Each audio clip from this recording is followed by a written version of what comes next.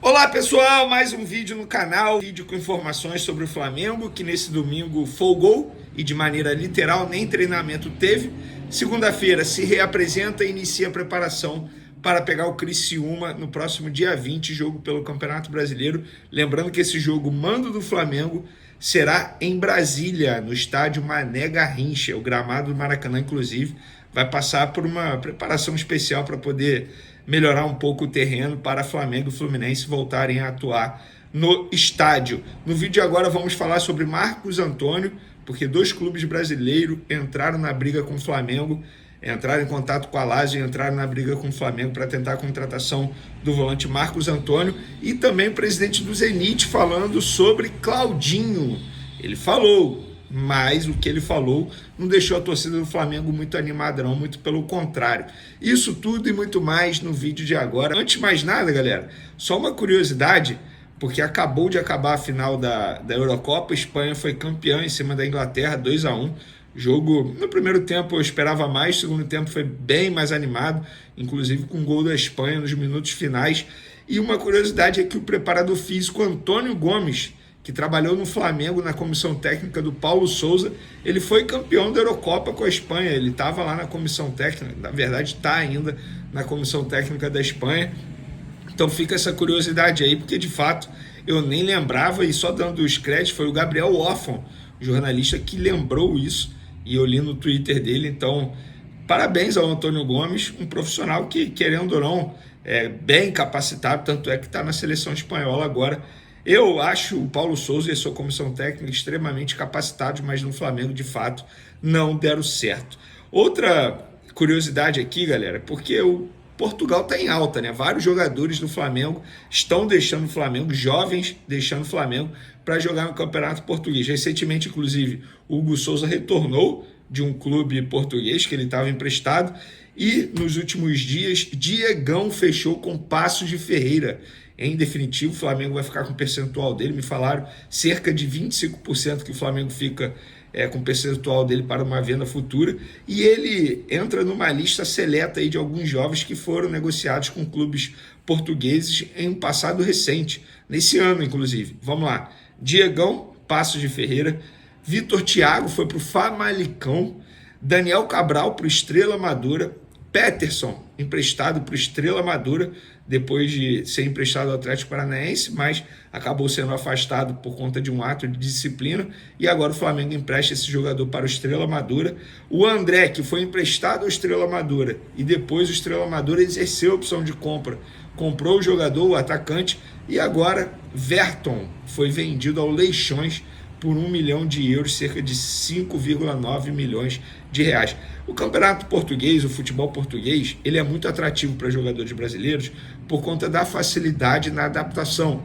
Envolve a língua, isso tudo é levado em consideração. E é por isso que os clubes portugueses gostam muito de contratar jovens jogadores que têm bom potencial, e de fato tem. Todos esses jogadores que eu mencionei aqui tem muito potencial, só que no Flamengo não teriam espaço, essa é a verdade.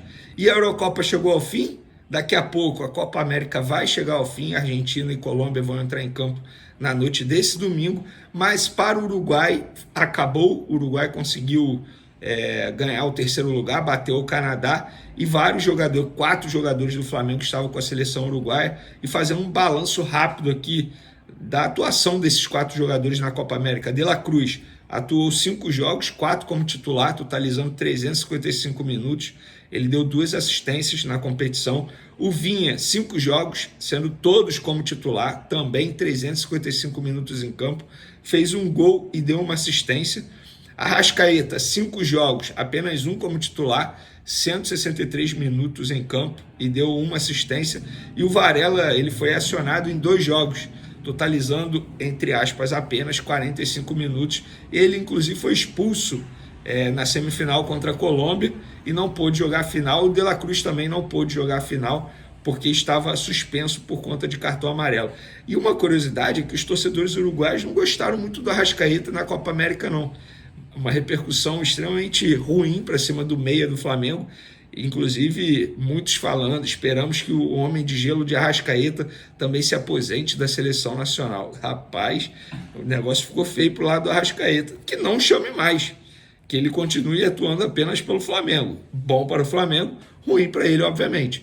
Mas o que me chamou a atenção é que, quanto o Canadá, mesmo com De La Cruz suspenso, o Arrascaeta continuou no banco de reservas, ou seja, se tornou a terceira opção no time do técnico Bielsa, que é um bom treinador, tá? Gosto muito dele. Uma informação importante aqui do Coluna do Fla, galera. O Atlético de Madrid, fez contato com o Flamengo pela segunda vez para negociar o volante Everton Araújo. O clube espanhol enviou scouts ao Brasil para uma análise detalhada do jogador. A multa rescisória do volante atualmente é de 40 milhões de reais. Barato, né? 40 milhões de reais. Se a gente for fazer, vamos lá, pegar a calculadora aqui, vamos dividir aqui, cara, sei lá, se dá 6 milhões de euros para um clube como o Atlético de Madrid. Se eles de fato quiserem mesmo, eu acho que eles podem contratar o Everton Araújo pagando a multa rescisória. E por falar em volante, pessoal, o jornalista Júlio Miguel Neto divulgou em suas redes sociais aí, dizendo que Botafogo e São Paulo entraram na briga com o Flamengo para poder contratar o volante Marcos Antônio. Sobre o Marcos Antônio, a gente explicou no vídeo anterior, a negociação estava muito bem encaminhada, tanto é que o jogador não ia nem se reapresentar a Lazio, mas a Lazio, que prefere vender o jogador, recebeu proposta de um clube do exterior, tá? Não é clube do futebol brasileiro, me relataram, do exterior, para poder vender o jogador. E para a Lazio é melhor, é mais atrativo eles venderem agora. Só que o Flamengo quer empréstimo com obrigação de compra através de metas estabelecidas em contrato. Para a Lazio é mais atrativo, na visão deles é melhor vender agora. E por isso eles acabaram travando o negócio. A negociação está travada, enfim, emperrada, pode andar a qualquer momento, mas é isso que está atrapalhando a vida do Flamengo em relação à contratação do volante Marcos Antônio. Repito o que falei no outro vídeo, eu achava que nem fosse se tornar novela e acaba se tornando essa situação no Marcos Antônio. É a mesma situação no Claudinho, inclusive o presidente do Zenit veio para a imprensa russa dizer que o Claudinho não vai sair. Isso aí não me espanta nem um pouco, porque a gente sabe que lá os russos eles são assim bem complicados.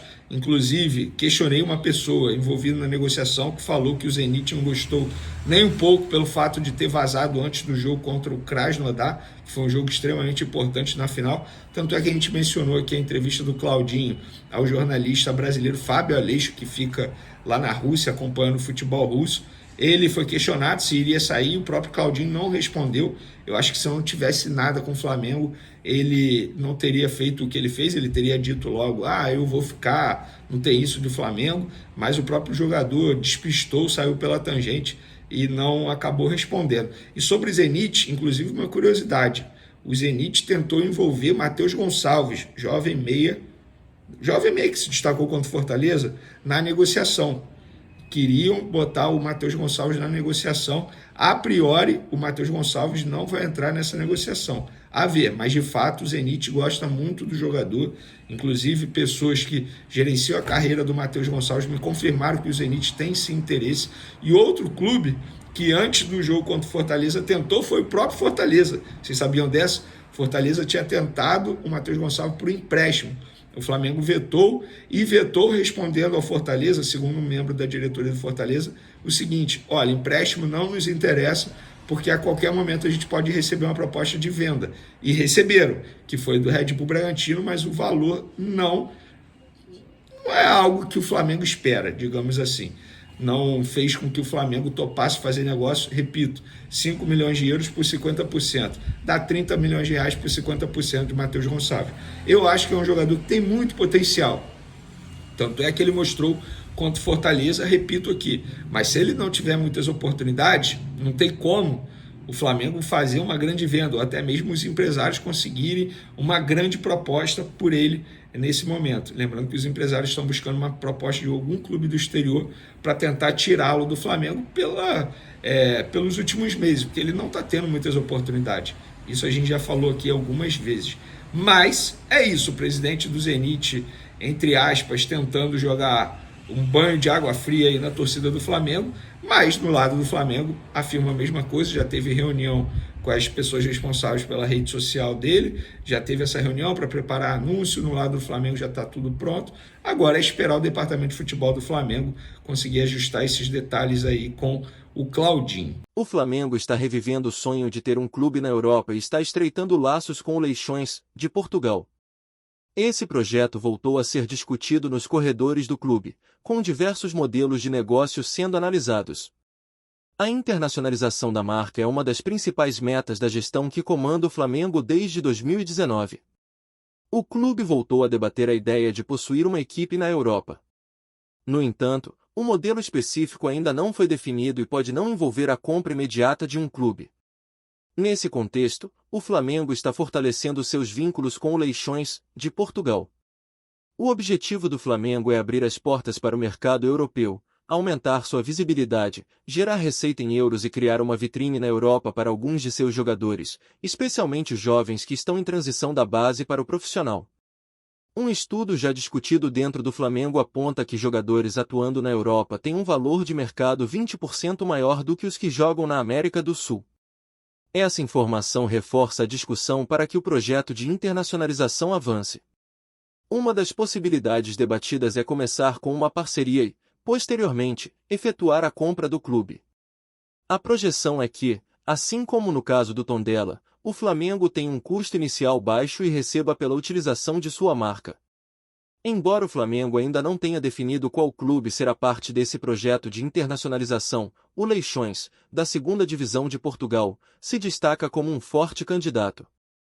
Nos últimos meses, os contatos entre os dois clubes e seus representantes foram intensificados. André Castro, presidente da sede do Leixões, participou de algumas reuniões com membros da alta cúpula do futebol rubro-negro, incluindo o presidente Rodolfo Landim. Castro esteve no Rio de Janeiro nas últimas semanas e assistiu à vitória sobre o Cruzeiro no Maracanã. O Leixões se apresenta como um bom candidato devido à sua localização em Portugal, assim como o Tondela, projeto que ganhou força em 2021, mas que não foi concretizado pelo Flamengo. O interesse esfriou após o rebaixamento do Tondela. Na época, liderado pelo então vice-presidente de Finanças Rodrigo Tostes, o Flamengo interrompeu as negociações pela compra da sede. Tostes deixou o cargo no início do mês para apoiar a candidatura de Luiz Eduardo Batista, enquanto Landim escolheu apoiar Rodrigo Dunchey. Internamente, Portugal é visto como uma base ideal para o Flamengo, devido à grande quantidade de brasileiros no país e, consequentemente, de torcedores rubro-negros. O Leixões é sediado na cidade de Matosinhos, ao norte de Portugal, a cerca de 30 minutos do Porto, 50 minutos de Braga e 3 horas de Lisboa, as principais cidades do país. A relação com o Leixões começou em 2020 com as negociações dos jogadores Matheus Alves e Wendel, herói do título da Copinha de 2018. Ambos foram vendidos ao clube português, com o Flamengo mantendo 50% dos direitos econômicos. Em janeiro deste ano, o Flamengo emprestou o zagueiro Gabriel Noga ao Leixões, e agora negocia a transferência em definitivo. Noga retornou ao Brasil em julho após o término do empréstimo, mas aguarda definição para voltar a Portugal. Além de Noga, o atacante Verton foi negociado com o Leixões na semana passada por 1 milhão de euros, cerca de 5,8 milhões de reais, com o Flamengo mantendo 30% dos direitos econômicos para uma futura venda. O zagueiro Diegão também esteve próximo de um acordo, mas acabou se transferindo para o Paços de Ferreira. O projeto de internacionalização do Flamengo é visto com otimismo e o estreitamento de laços com o Leixões pode ser um passo importante nessa direção, consolidando a presença do clube no mercado europeu e ampliando suas oportunidades de negócios e visibilidade.